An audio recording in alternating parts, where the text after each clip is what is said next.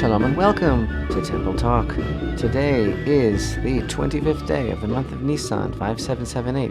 It's the 10th of April, 2018, and this Shabbat, the double Torah portion of Tazri'a-מצורע.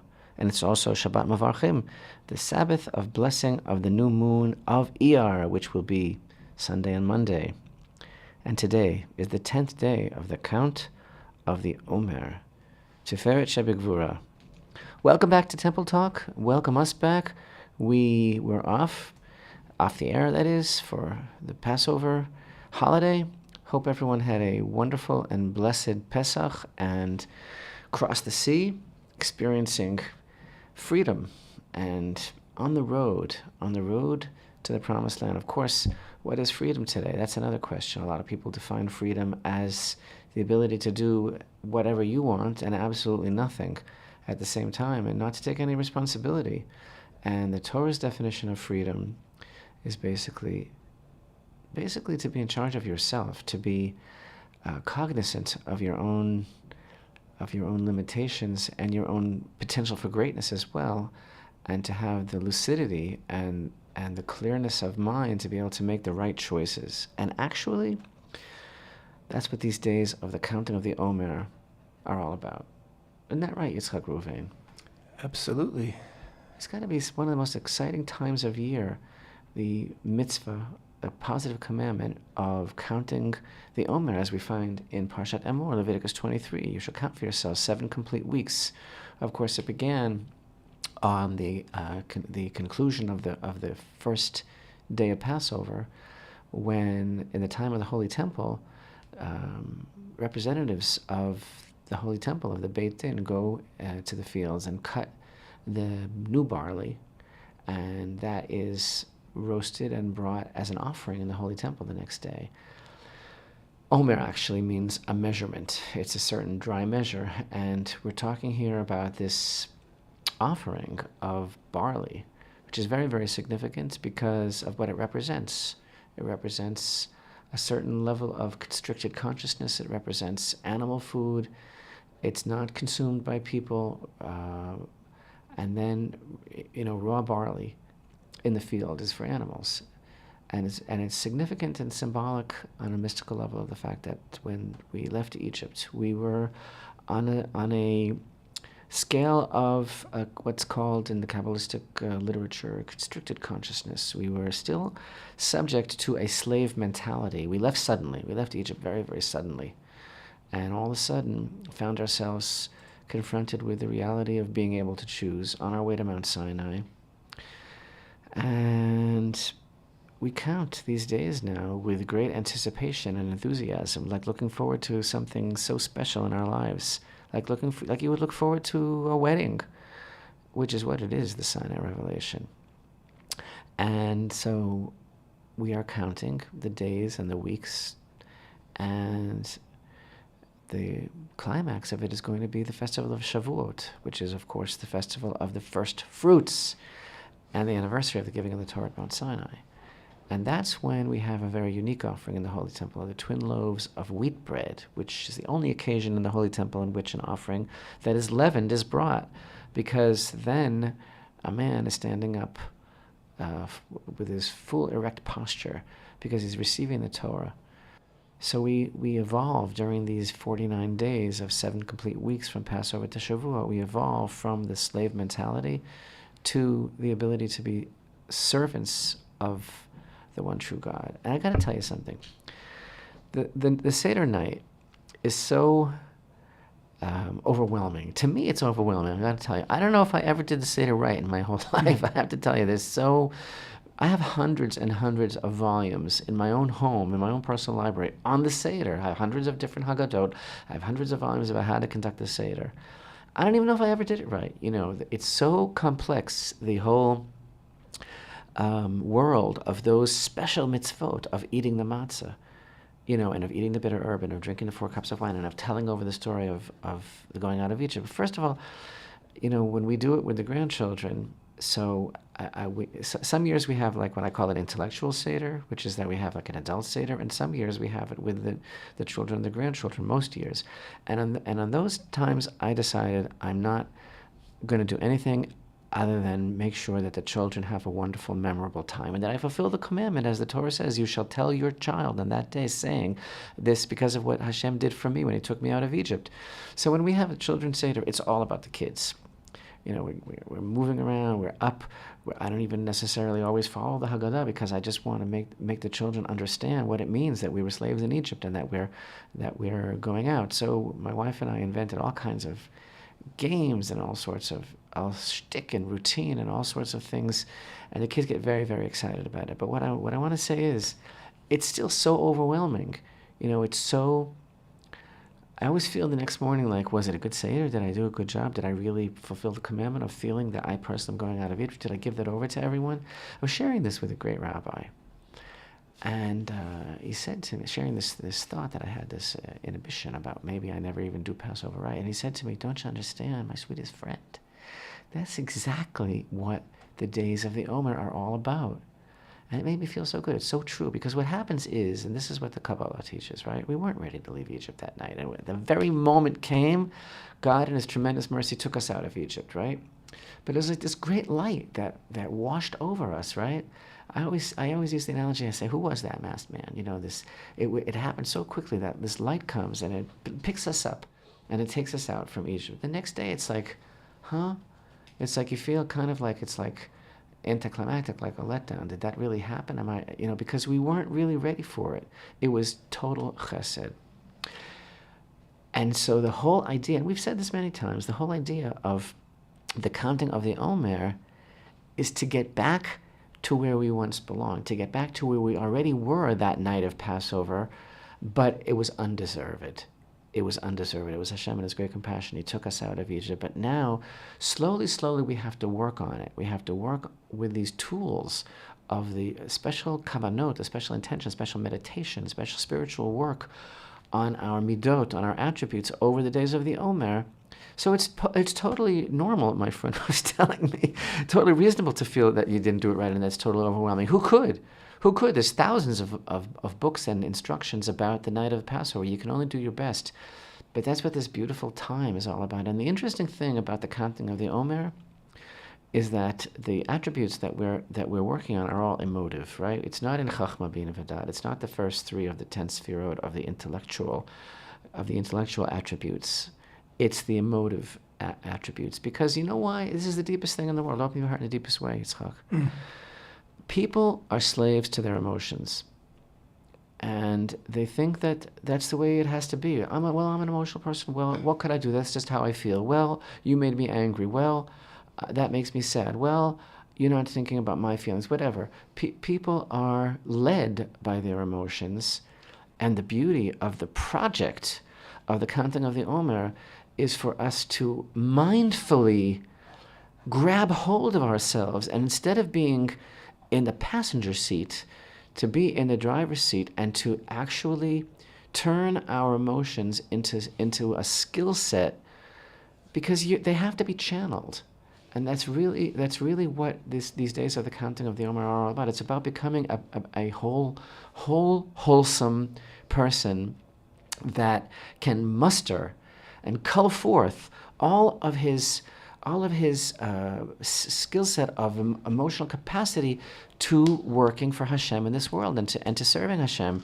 Otherwise, we're just buffeted about like flotsam and jetsam in a sea of churning emotions, and that's not the way it's supposed to be. We're supposed to be in total control, in focus. And of course, as our many great masters have taught us, the beautiful thing about this period of time, of the days of the counting of the Omer, these 7 weeks from Passover to Shavuot, is that, you know how there's like an intermediary day of the festival? Like there's the first day of Passover and the second day of Passover, and the seventh day of Passover, and then in between there's the intermediary days, which are called Chol HaMoed, which are like a minor festival. Well, actually, it's been said by some of our great rabbis that this period of time now that we're in is like one long Chol HaMoed that connects as a bridge between Passover and Shavuot. These are very, very special times that we're living in, very festive days. And of course, as we have taught over the years, And I believe the exact expression is that these days are so saturated with the potential for spiritual growth. And the Holy Rabbi Nachman teaches this beautiful idea that, when you talk about the Sefirat HaOmer, the Sefirah, the counting of the Sefirot, of the attributes, the divine emanations, the divine attributes through which God orchestrates the world, which we try to emulate, and we try to act according to the way Hashem acts, right? So these days are so saturated with these emanations beaming to us. Rabbi Nachman says that even the average person, the guy's having a conversation with his friend in the street, he's actually reflecting that Sefirah that day, and he doesn't even realize it. And you know what? This happened to me the other day. My son was saying something, and my wife and I looked at each other, and we said, oh my goodness, that's exactly what the theme of today is. It's just natural that we are connected to this tremendous celestial orchestration of Hashem gently guiding us towards our spiritual potential during this time as we graduate, hopefully, from the barley, from the animal fodder, from the slave-constricted consciousness to the upright humanity of being servants of the Holy One, blessed be He, receiving the Torah at Mount Sinai. Spiritual growth spurt. Exactly. We couldn't possibly have been ready spiritually to leave Egypt when we were taken out of Egypt because we were still in Egypt. The preparation that we do today before Pesach, cleaning out the chametz, it's all on it's symbolic of a whole spiritual process, but it's still on a very physical level. And as you were saying, once that's done physically in preparation for Pesach, then the spiritual counterpart kicks in, and that's the counting of the Omer. And as you pointed out, it's an emotional rather than an intellectual growth, because in order to stand at Sinai, which we will be doing on Shavuot and receiving that intellectual influx, we have to emotionally be open for it. I would say the same thing also with the bringing of the first fruits. That gesture of bringing to Hashem what is His requires an emotional maturity, which we didn't have. The emotional maturity that you're referring to is the fact that this guy goes into his field, sees his farmer, descends into his field, this is the exact language of the Mishnah, sees that his fruit is ripe and it ties a band around it. And instead of ravenously and selfishly devouring it on the spot because this is such a me moment, because I grew this, I did this, this is for me now, he wants to close the circle and he says, I'm marking this. This is the first fruit, and I'm going to bring this back to Hashem. So yeah, that takes a tremendous amount of spiritual maturity, which contains humility, the ability to acknowledge Hashem in one's life. Passover is all about the Holy Temple. Shavuot is all about the Holy Temple. This period of time, of these 7 weeks of the counting of the Omer, is all about the Holy Temple. And frankly, every day of our lives is all about the focus on the Holy Temple. And happily, we can report, Passover is one of the 3 festive pilgrimage festivals in which the entire Jewish nation is instructed to go up to the temple. You know what? There is an unbelievable groundswell of people, Jewish people, and their righteous counterparts that are returning to temple consciousness, that are ascending to the Temple Mount, that are showing that they care, that they want to do it right, and despite opposition from various directions, despite anything, the return to the Temple Mount in our time is absolutely staggering. I want to read some figures to you. Okay, the revolution, spiritual, educational, of temple consciousness is well underway. In 2015, a grand total of 650 Jews ascended the Temple Mount during the days of Passover. Okay, are you sitting down? In 2018, 2,593 Jews ascended the Temple Mount during Pesach. Not only that, but everybody can tell you that the experience has changed. Whether it is due to Roni Elshech, the police chief, which I frankly doubt, or to the minister, Erdan, which I think is probably true, Minister of Internal Security, the police have changed their policy. no, we still cannot pray on the Temple Mount. Well, actually, a lot of people are praying on the Temple Mount visibly. And the police have stopped arresting them. They are removed, but they are not generally served with a distance order from the Temple Mount for any particular period of time. A person who does something which is considered to be extremely provocative, like yelling Shema Yisrael or bowing down, is indeed immediately pounced upon, seized, taken off, etc. But the police, and that, by the way, again, don't shoot the messenger. That policy is not determined by the police. That policy is determined by the Prime Minister of Israel. Good morning. And that's a different problem. But the point is that we sense, those who are going up to the Temple Mount sense a tremendous change in attitude by the top brass of the police, and even by the patrolmen that are, and the officers that accompany us on the Temple Mount. They really are trying to make an effort to be more understanding and respectful of the Jews that go up. When we first started going, in the 80s, we were treated like common criminals. It was horrible, and that lasted for many, many years. This is new, ladies and gentlemen. This is new. And furthermore, by the way, another astounding figure, in addition to the fact that it was 2,593 Jews that assented in 2018 and 650 in 2015, do you know that not one Jew, not one, was denied entry or was left outside? Yes, maybe Jews got there late and they could only go up for a few minutes, but every single person was accommodated. This is amazing. This is a total reversal of previous years. And no, you still can't exactly feel like a free Jew in your own land on the Temple Mount. You're still an unwelcome guest by the Muslim Waqf, etc. Sure. Again, all that policy is determined by the Prime Minister and his bizarre relationship with Jordan, etc., etc. We've spoken about that for many years. But the point is, it's no longer like being part of an underground movement. It's all sorts of people of all ages, of all stripes. They've got the bite. It's taken over. It's happened. It's our dream come true in a way. Of course, our dream is the building of the Holy Temple, but our first dream is for people to return to the Temple Mount, and that really is happening. The return to the Temple Mount is the first stage in the rebuilding. You mentioned the topic of prayer on the Temple Mount. People basically today are given the ability to, I would say, visibly pray, but not vocally pray. Right. I would say that the police, if everything is favorable, meaning that there's not a lot of tension caused by the Arabs on the Temple, if the police might see someone praying but not hear them, and the person, as long as he's doing it in a non-ostentatious way, many times, I won't say that it's always, but many times they're not stopped even. The red lines, as far as the police are concerned, are bowing and saying the Shema or anything else out loud. However, as people are walking, oftentimes, so certainly there's always discussion, and there's always teaching, and there's always verses. Oh yeah, there are Torah classes that are going on.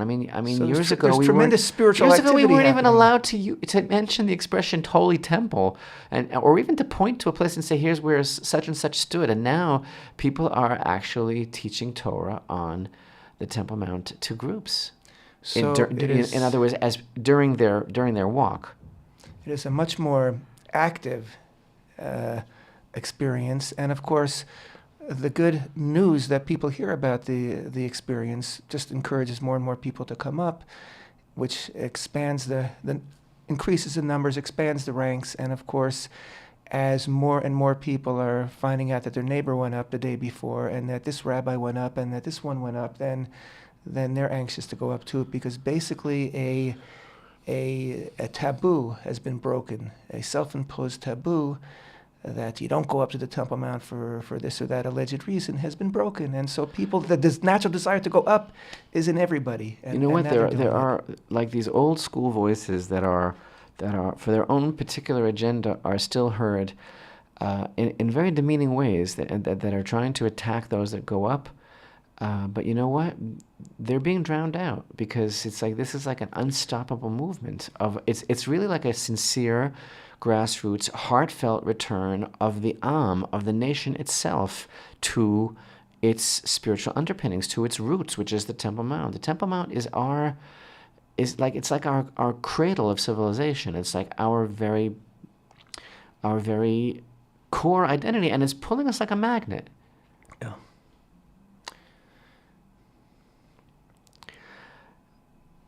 I feel bad. Last week we didn't talk about Parshat Shmini, because Parshat Shmini was read on Shabbat, which is attached to the seventh day of Passover.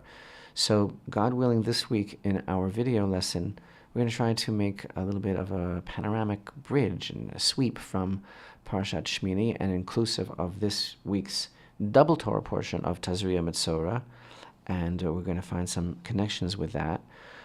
Before I forget, I would like to mention, Yitzchak, that my wife and I will be speaking in 2 locations in the great state of Texas next month.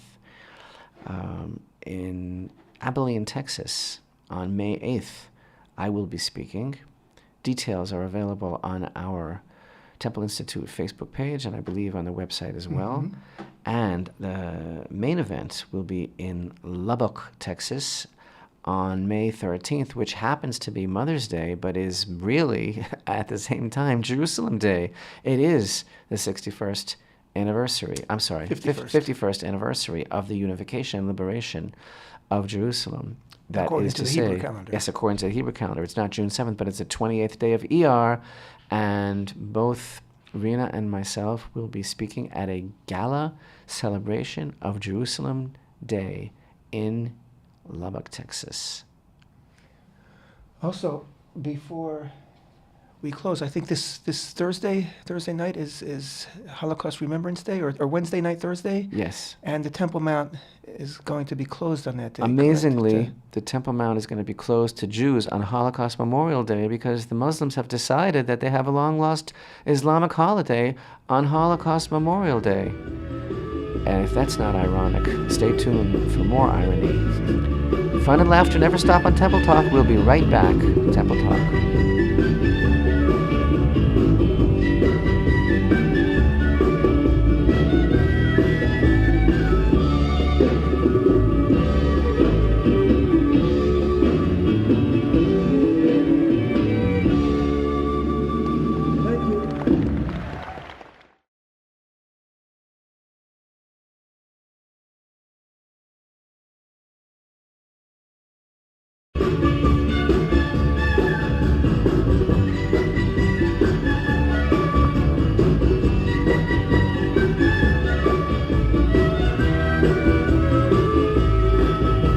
Shalom and welcome back to Temple Talk. This is Yitzchak Reuven with Rabbi Chaim Richman here in Jerusalem, Israel. Today is the 25th day of the month of Nisan, 5778, the 10th of April, 2018.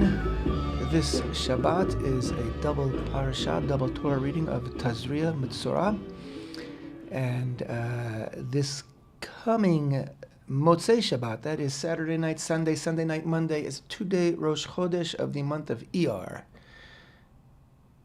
Correct, Rabbi? The month of Iyar is the month of healing. Iyar, the month of healing, the month of light and brightness. And today is the 10th day of the counting of the Omer. Rabbi, you have been, as has been your tradition over the past few years, have been uploading a short but very short but powerful Sefirat HaOmer, counting of the Omer message each and every day of the Omer, which you'll continue, God willing, right up through the 49 days leading into Shavuot. And I encourage everyone to, they're a half a minute long, they're a minute long, take a minute each day. I think the longest has been 1 minute and 14 seconds. So take a minute and 14 seconds at most. And plug yourself into this very, very inspiring, uplifting experience of the counting of the Omer. It's climbing a spiritual ladder. Well, like we were speaking about earlier, the goal is to address the emotional issues that hold us back from making our own proper spiritual progress.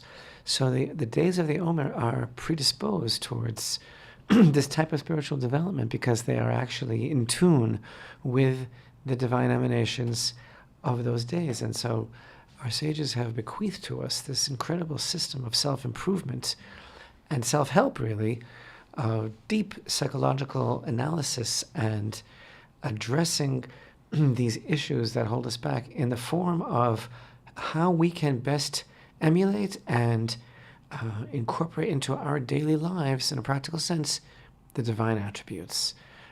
So it really is an extremely compelling time, and I'm excited about it myself. And it really is a worthwhile preparation for Shavuot. So when Shavuot comes, you'll have all this spiritual workout, exercise under your belt, and we'll have a greater receptivity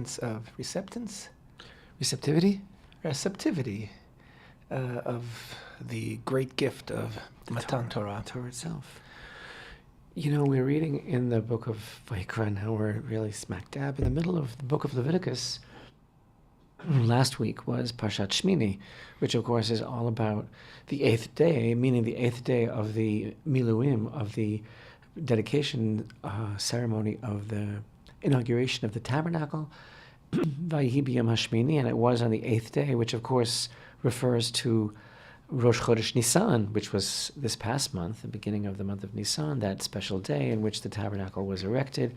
Same day, which was the anniversary of the death of Nadav and Avihu, which we read about in last week's Torah portion, because of their overzeal and their misguided zeal, sincere as they were, extremely sincere and extremely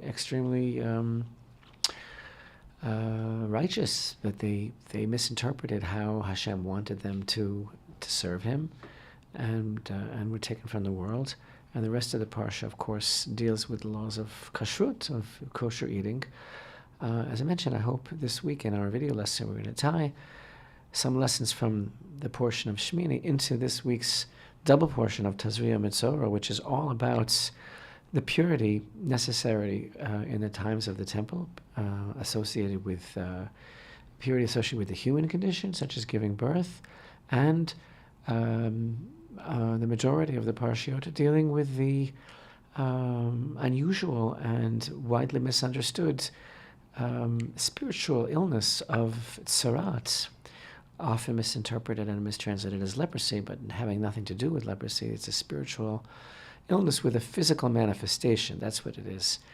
And our sages universally proclaim that this unique and extremely striking and baffling disease of tzarat, which can affect a person's body, affect a person's belongings, his clothing, and even his home, they universally accept that this malady is a punishment for speaking ill of others.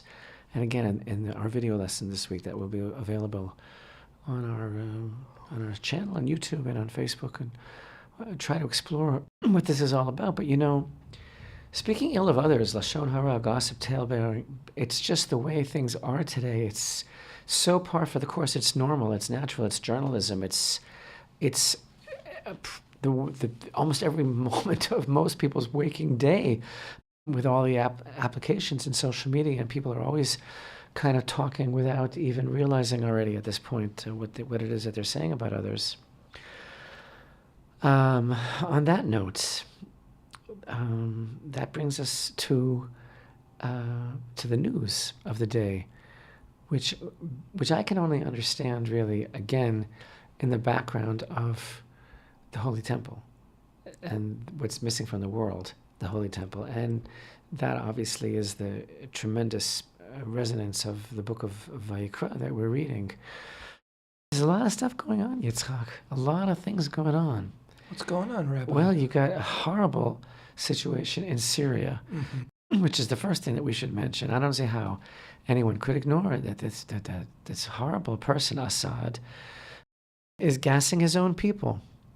42 people, including children, were. With the political and diplomatic and military support of Russia and Iran, I may add. Yes, Russia and Iran both are to Syria, I don't know, what a puppet master is to a marionette, or is it stronger than that? I don't know. But the point is A lot of people are dying horrible deaths because Assad is trying to quash the last place of resistance, the last village of resistance of the rebels against his regime. And his regime is being accused of using chemical warfare against his own people. It's impossible to countenance this and to not mention it. A chemical attack on this town, Duma, rebel-held town northeast of Damascus. You know, the amazing thing is that, according to the United Nations website, there is a conference that's held over several months on the subject of disarmament from chemical and nuclear weapons, and various nations rotate the chair of the presidency over this conference. Mm-hmm. And during the months of May and June, the Arab Republic of Syria is going to be the chair, the president of the UN Disarmament Forum on Chemical and Nuclear Weapons. And if you don't believe it, go and look at the website for yourself. But who would imagine such a thing? This isn't a parody. This is real. Reality is a parody. Yes. Is what you're saying. The reality of the UN. And again, a horrible situation in Syria. And I don't know, almost as horrible, equally as horrible is the lack of any serious response from what I would like to still imagine are responsible governments around the world. As we speak, literally, we are expecting responses because America, as well as some European nations, have voiced grave concern. Listen, Russia itself has voiced grave concern, but that's a little ridiculous. Mm-hmm. But America seems to be indicating that they're going to respond. In the meantime, Israel is being accused. Israel hasn't admitted yet, but Israel is being accused of having launched an airstrike against an Iranian installation in Syria, in which a number of Iranian airmen were killed. This in retaliation, like other periodic airstrikes that Israel has launched against Syria, either in retaliation for a direct military activity that was aimed against Israel, that was emanating from there, or to prevent transfers of weapons to Hezbollah and to curb Iranian entrenchment. After all, Iran basically is Syria's proxy.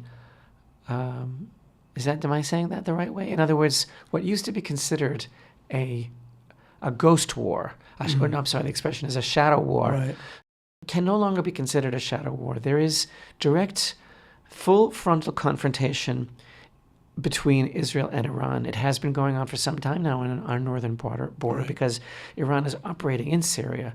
But now that Israel has been forced, allegedly, to attack an Iranian installation within Syria, and Syria threatening that, and I quote, "this Israeli crime will be answered," right? Things are definitely heating up on our northern border. While on the southern border with Gaza, there has been for the past 2 weeks a Hamas-led, what they like to refer to as a peaceful march of return. That is, Hamas is encouraging its own citizens of Gaza to march, basically storm the Israeli border, and to return to their wherever they want to return to inside. Basically, they want to overrun Israel, and exactly. It's good PR. It's absolutely incredulous that some of the responses that I've seen, like Jeremy Corbyn saying that Great Britain should review its arms sales to Israel in the light of Israel's response, and Jeremy Corbyn ignoring completely the reason that Israel had to respond. And Nikki Haley, of course, the United States ambassador to the UN, blocking United Nations motion to condemn Israel for basically defending itself. What nation would countenance hundreds of thousands of people marching on its borders? First of all, and then there's this whole thing, did Israel kill a journalist? And it turns out that the journalist was actually a high commander within Hamas. Hamas cynically sends their own people, women, children, everybody, to this hate fest of marching against Israel's border. With the intention that there will be casualties, and that way they can turn the world's condemnation on Israel. It's a very, very cynical and sick game that Hamas plays. It's absolutely incredible. They are actually encouraging their people to die. Even the Palestinian Authority, of course, for our listeners who might forget, the Palestinian Authority is kind of like the competition with Hamas, because the Palestinian Authority allegedly is in charge of Ramallah, coming from Ramallah, is in charge of certain areas in the so-called West Bank, whereas the Hamas controls Gaza. Even the Palestinian Authority's top cleric accused Hamas of deliberately sending civilians to die for the sake of headlines. Can you imagine? It's absolutely incredible. And of course, these people are armed.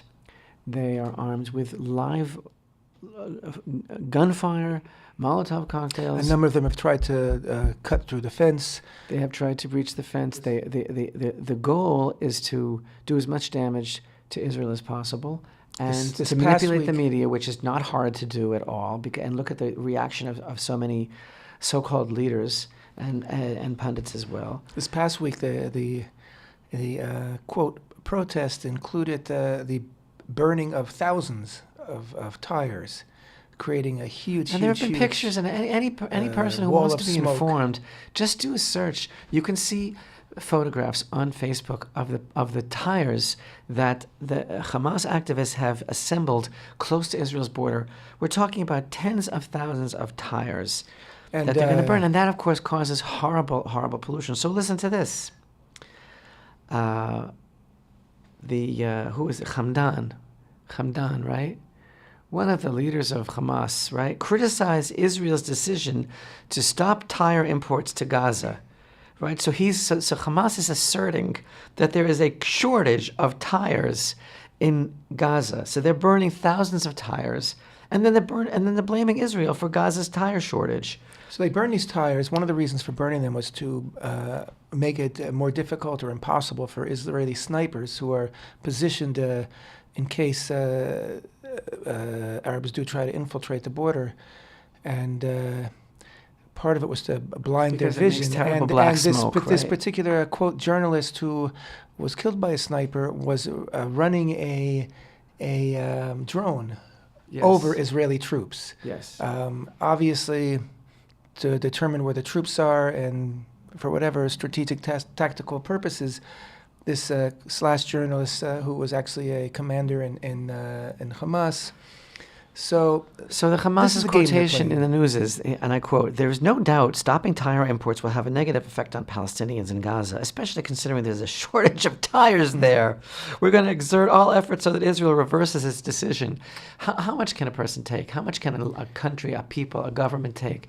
And again, what civilized nation in the world would stand for thousands or tens of thousands, or their goal of hundreds of thousands of people marching to their border and making an incursion? And it's not peaceful. It's not peaceful protest. Their goal is to kill.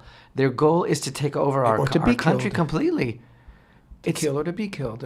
Either way works for them. Either way, it's as they see it, to their advantage.